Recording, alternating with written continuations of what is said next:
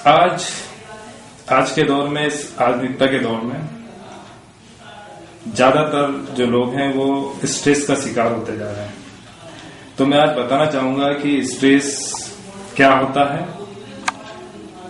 और स्ट्रेस कितने प्रकार का होता है और स्ट्रेस से हमें कैसे बचना चाहिए या हमारे अपने जीवन शैली में क्या परिवर्तन करना चाहिए। तो आइए सबसे पहले हम ये जानें कि स्ट्रेस क्या है। हम देखते हैं कि एक व्यक्ति, एक उम्र के हिसाब से हम ले लें अगर, तो एक 14 साल का किशोर हम लेते हैं, 14 से 18 के बीच का, जिसके अंदर यौनिक परिवर्तन भी होते हैं शारीरिक के साथ साथ, और इसी दौरान जो है मानसिक परिवर्तन भी होते हैं। अक्सर हमने देखा है कि आज जो हमने आंकड़े देखे हैं, हम अगर भारत की बात करते हैं तो भारत जो है वो विश्व की राजधानी बना हुआ है मानसिक तनाव में।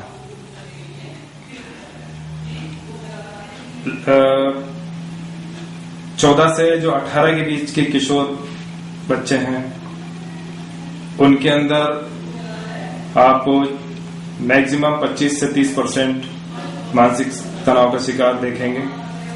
इसके अलावा जो है युवा अवस्थाएं हैं 19 से 35 के बीच, यहां भी मानसिक का बहुत ज्यादा दबाव देखा गया है।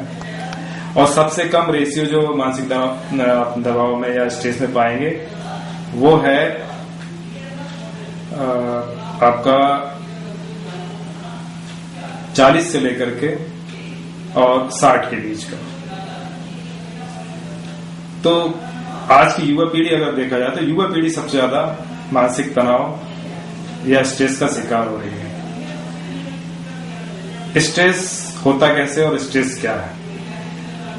वास्तव में एक बच्चा जब पैदा होता है और जब तक वो माँ बाप के साथ उस लालन पालन में रहता है, धीरे धीरे जब वो किशोर अवस्था की ओर बढ़ना शुरू करता है, उसके अंदर मैक्सिमम आज के बच्चे के अंदर सेंस बहुत तेजी से डेवलप हो रहे हैं, क्योंकि इलेक्ट्रॉनिक्स मीडिया का दौर है, सूचना संचार का माध्यम काफी डेवलप हुआ है, विभिन्न प्रकार की जानकारियां, नेट और इन सब चीजों का युग है।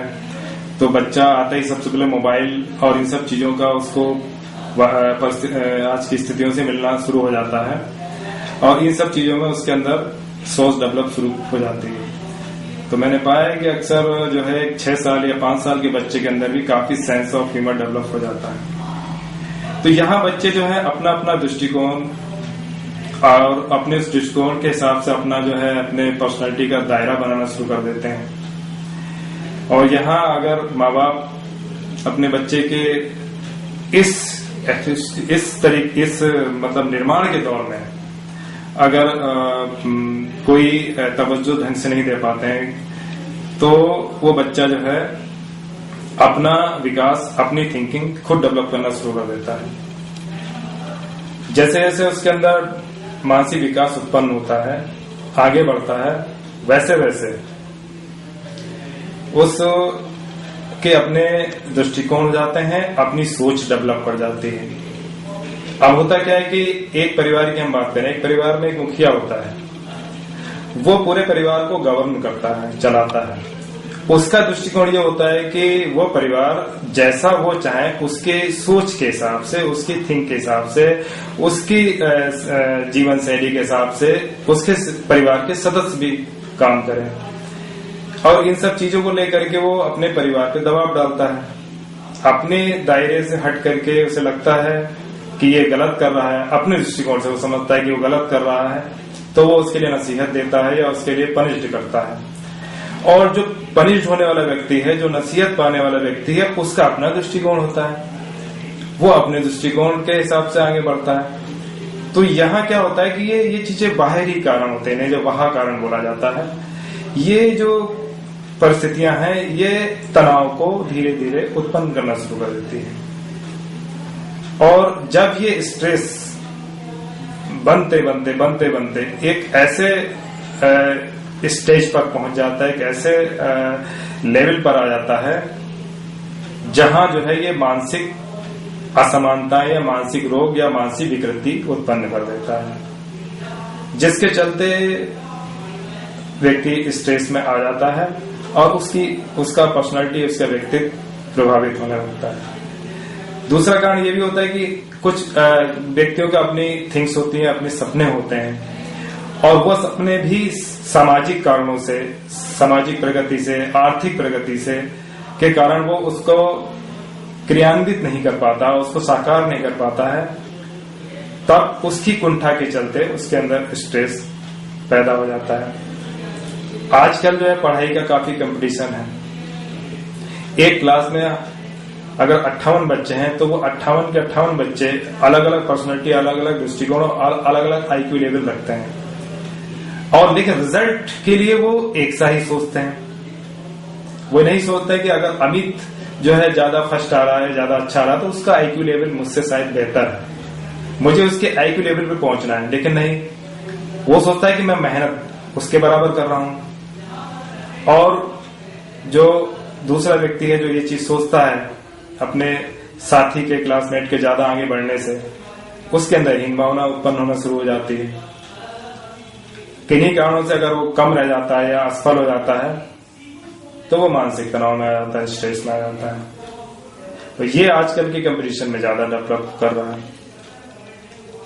तो वास्तव में मैंने आपको अभी जानकारी दी कि स्ट्रेस क्या होता है और अब मैं आगे जो आपको जानकारी दूंगा, स्ट्रेस जो है होता कैसे है। स्ट्रेस जो है, जैसा कि मैंने अभी बताया कि स्ट्रेस क्या होता है, बाहरी जो कारण होते हैं उनके उत्पत्ति के कारण जो है, जो बाहरी कारण जो फेस करना पड़ता है व्यक्ति को, और जो व्यक्ति जो है उस कारणों में फंस जाता है, उन कारणों को अपने दिमाग पर लेना शुरू कर देता है, नकारात्मक ऊर्जा ग्रहण करता है, तो स्ट्रेस उत्पन्न हो जाता है। होने का कारण यह है कि एक व्यक्ति ने एक एम बनाया। उसने सोचा, उसने एक सपना देखा कि मुझे डॉक्टर बनना है, और उसने ये भी देखा कि मेरे परिवार की स्थिति क्या है, लेकिन वो पढ़ाई के प्रति काफी समर्पित था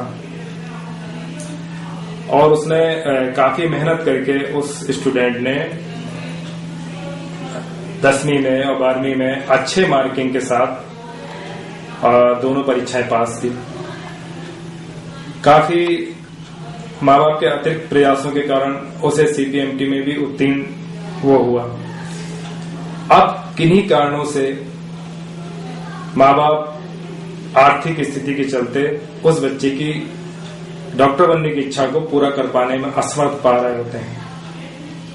यहां उस बच्चे के अंदर स्ट्रेस पैदा होना लाजमी है।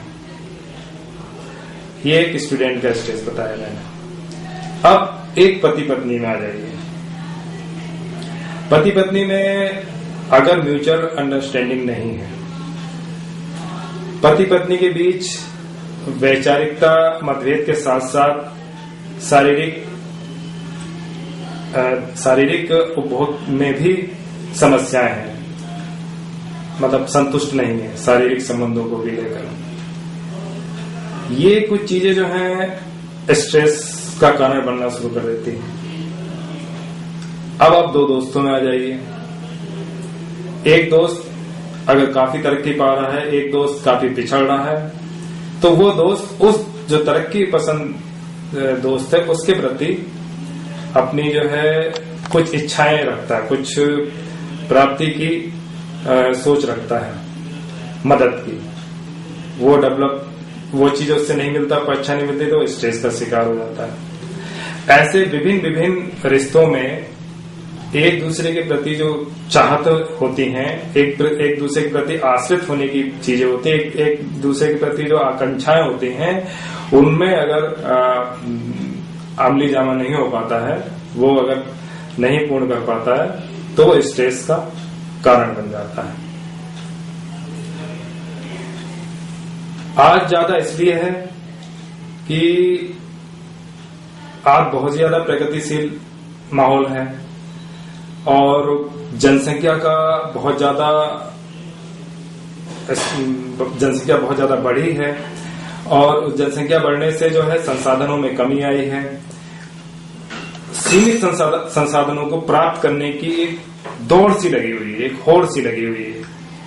जो पिछड़ता है वो जिंदगी की दौड़ से बाहर हो जाता है। तो एक अतिरिक्त दबाव है, ये स्ट्रेस का कारण है। 20 साल पहले क्या था कि संसाधन बहुत थे,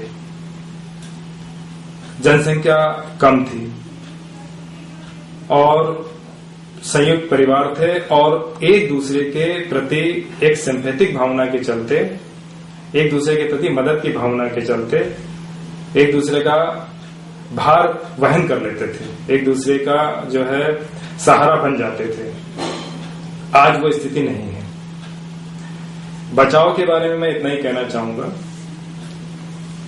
बचा जा सकता है आज भी स्ट्रेस से। सबसे पहली बात यह कि हमें अपने सपनों को देखना चाहिए और हमें साकार करने के बारे में प्लान भी करना चाहिए। अगर हम अपने सपनों को साकार करना चाहते हैं तो उसकी एक प्लानिंग करेंगे। प्लानिंग के लिए हमें अपने संसाधनों को देखना होगा। उन संसाधनों के हिसाब से हमें सपने को जो है अपना आगे बढ़ाना होगा। अगर हमें कोई भी असफलता मिलती है या रुकावटें हमारे राह में आते हैं, रोड़ा बनते हैं, तो उन रुकावटों के बारे में विचार करना चाहिए। उसके लिए जो है उनके वैकल्पिक मार्गों के बारे में, वैकल्पिक रास्तों के बारे में सोचना चाहिए। कभी भी स्ट्रेस की स्थिति उत्पन्न हो तो हमें संगीत का सहारा जरूर लेना चाहिए, क्योंकि संगीत जो है वो स्ट्रेस कम करने का एक बेहतर, सबसे कारगर साधन है।